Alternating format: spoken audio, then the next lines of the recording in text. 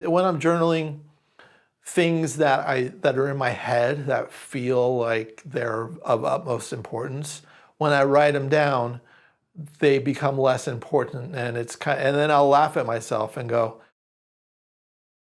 Tony, why do you journal? well, to keep the world a better place, because I would probably be a more irritable person if I didn't journal in the morning. But the journaling, which is that's part of the artist way. I learned about that many years ago, and there's so much truth to writing a lot, just writing the crap so you can get to your thing. And I always have to write, journal about myself and what's going on, and then wherever that takes me. I mean, the journals take me to so many places. I have no forethought, and I could handwrite 5 pages, and I'm like, okay, I'm done. Wow, I went there, and I'll put a little note and go, use that for blank blank, put it aside. But that's so I can get everything out of the way to work on what I need to work on. That's a lot of the reason for it. Yeah, I think you interviewed a woman recently on Drinks with Tony where you were talking about filling journals, even if it's for novel writing, with the handwritten pages. Yeah. Oh, yeah. Oh, yeah. With first drafts, even when I used to write articles for the San Francisco Chronicle, it was always on yellow pad. I don't know why. It creates a whole new thing to do, but for some odd reason, I just need that pen to paper. I think I need to know that I don't need a machine to be a writer. I can, I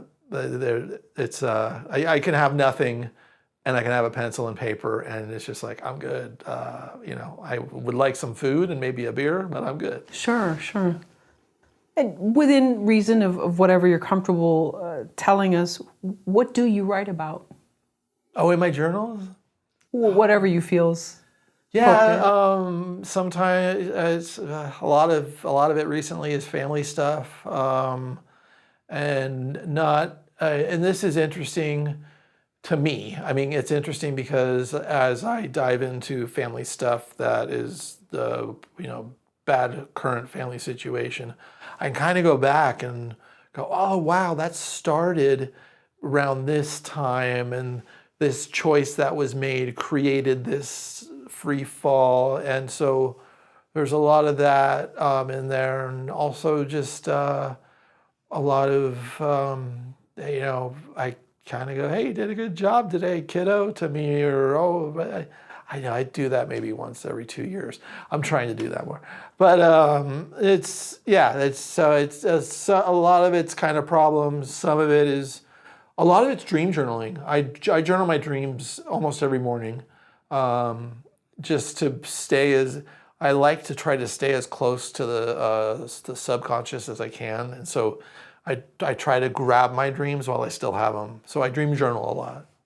Are these prophetic dreams, or these are just these are more metaphors that you're? They're just what I dreamt about the night before that I try to grab, because if you don't grab them soon enough, you forget the dream. And I really have specific dreams about specific people, and there'll be words in the dreams, and sometimes there's numbers, and I'm trying to get through a number, and I want to know what that number is, like, as fast as possible, or what word that I saw in the dream. Because sometimes I'll pick up a book in a dream and I can't read a thing, and then all of a sudden one word kind of pops out, and none of it, I don't think any of it really means anything, but I do like to, I'm playing with the idea, and this is what I did in the book that I'm querying now, but playing with the idea that the subconscious is actually the reality of the world, and the conscious is just what the subconscious does to us. So we actually think we have we have free thought, but it's everything that was dropped into our dreams that makes us do decisions during the day. So that was kind of the concept of the book in a way, and I've loved that concept where it's just like, well, what if our dream world is actually the real world, the collective that we all get together in, and then this world is just this weird social construct. What if that's the case? Right. Yeah. Well, there's another. Do you read a lot of William Gibson? I've tried. I don't. It's just, I think it's a voice thing. Okay. Yeah. I'm reading a book. I'm reading a Western right now Kevin Barry, The Heart in Winter, and it's truly blowing my mind. I didn't think I would love a Western as much as I would love a Western, and yeah, I love finding authors. I love the search for a new author, and then I love an author that touches my heart. And I'm almost done with this novel, and after we're done here, I'll probably go celebrate and have a little bit of a happy hour and a dinner at a little cafe, and I'll be able to finish the rest of the book. It excites me to no end to come to a novel that's stirring my soul. Do people stop you and say, "Oh, what are you reading?" Especially if you're by yourself? Sometimes I think I stop a lot more people. I ask people all the time what they're reading, and sometimes you could tell they're like bothered that, hey old man, what are you trying to get him out, and I'm just, and then there are times when I've had true lovely conversations of someone. There was a kid, and his name is Buddy, and I haven't seen him in about a year, but about a year ago I was walking by a cafe, and I was like, and he had a book, and I was like, "What are you reading?" And he goes, "The Count of Monte Cristo." And I was like, "Really?" And I'm like, "Is it worth it?" And he's like, "It is so worth it." And I'm like, "Are you kidding me?" "No." He's like, "Yeah." And I'm like, "All right, well, I guess I got to try it. I'll give it 50 pages. And I read that thing. I mean, I read it, and I was annotating it, and I couldn't believe how much I loved the book. It's a book that I never would have picked up unless I saw some young guy reading it at a coffee shop. And that's how we used to get book recommendations in the 90s. I remember walking up to people and going, "Is that good?" Yeah, and plus too, I think in LA, it's hard to go up to strangers without any agenda and just be like, "Hey, I love your dress," or whatever. They think you want something. Yeah. So yeah. I think that might be a San Francisco thing, having grown up there as well. It was just something, a random person would say something, they didn't want anything from you, and then they just left. Yes, when I'm in New York, if I have a book out, especially at a cafe, I'm approached like maybe 3 or 4 times. Oh, New great. York is, and it's by it doesn't matter who it is. That's what I love about New York. It's just some guy with a Brooklyn accent. It looks like he's going to beat me up. I can't do a Brooklyn accent. Well, the original Brooklyn accent, but what are you reading? And then he'll start to talk to me about the shows that he's seen in Broadway and how and compare it to the book that I'm reading. And I'm just sitting there going, I love New York. That's when some of the hard parts of New York is just like it all melts away. Does journaling help you reframe your own story? Oh, yes. So much so. Not only journaling, but also just writing, I think, reframes my story. Because when I'm journaling, things that are in my head that feel like they're of utmost importance, when I write them down, they become less important, and and then I'll laugh at myself and go, why was I irritated by that? Oh wait, I'm the problem is a very common commonality, and not I'm the problem, but it's just I'm seeing it from a certain way. So calling it a reframe is really good, and I think that's not only journaling. I think that's also when we write fiction, and we're using these characters to kind of reframe our theme of life, or what we're trying to express. We get to use characters and play with them, and those terrible antagonists, and it's just like, well, the antagonist is also me. It's all coming from me, and we can allow these parts to come together and be pulled apart from us, and kind of pretend like it's not us. Do you also allow yoyourself to feel empathy for yourself, not just for these other characters, but for yourself? Yeah. And then I have a hard time. That's something I've dealt with many years. A hard time finding empathy for myself, but the act of writing when I'm journaling and when I'm working on fiction always creates empathy. Empathy is such a good word, and it's the same when I'm reading novels or I'm watching films that touch me. I feel That's why I feel like writing has a spiritual and religious connotation to it, because I think universally, if we all read and were writing, I think empathy would go up. There would be a lot more empathy in this world, and a lot more, people shaking off being so reactive, just like or just kind of like, we all just need a hug. Right.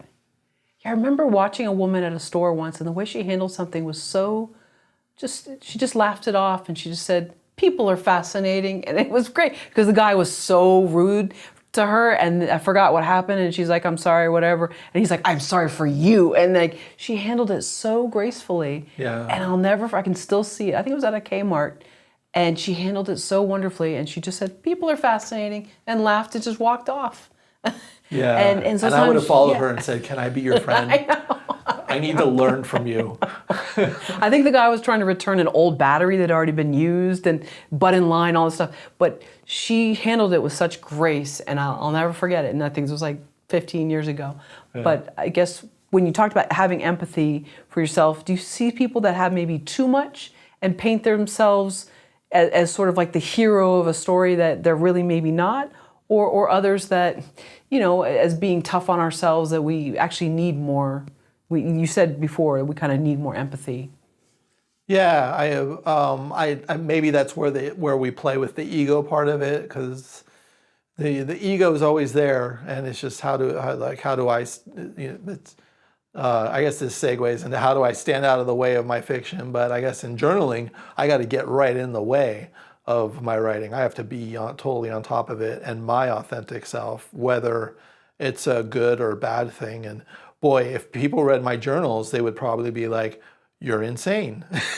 You're insane and you're not a good person. And it's just like, but it's what a lovely release to get that out, because I think we all have good and bad in us, and why not let it be on the page? And that's where we have empathy of self, because then we know, wait a second, other people feel that way. And that's the beauty of so much of this, is when people even say, where they say, oh, I saw that, or I read that you wrote, and I feel the same way, but I can never say it. And I was just like, oh, you can just write, You think that's part of our biggest fear as writers, that people will read our work and say, wow, she's really awful, she's a horrible person? I feel like I come up to that a lot, where people are like, oh yeah, my parents would have to die before I wrote that book. And I'm like, well, what are you writing now? And they're not writing anything, because they're waiting for their parents to die to write the book. And I'm like, guess what? You're never going to write the book, because you're not doing the practice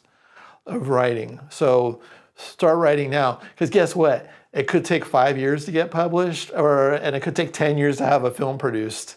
So you don't want to start that, it's when you want people to not know your true inner thoughts.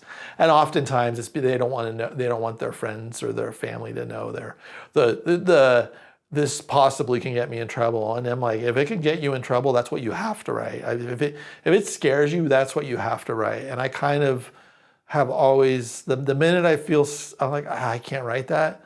And if the feeling is scared, I have to write it. That's like some insane thing that I do. That it's how I push through that. And then all of a sudden, being scared of writing it was nothing. Just like driving across a bridge that I'm scared of. And you're just like, oh wait, that was just driving across the bridge. But when you're in the middle of it and you're having a panic attack, it's life or death. And then it's just like, oh wait, no, it's just driving across the bridge.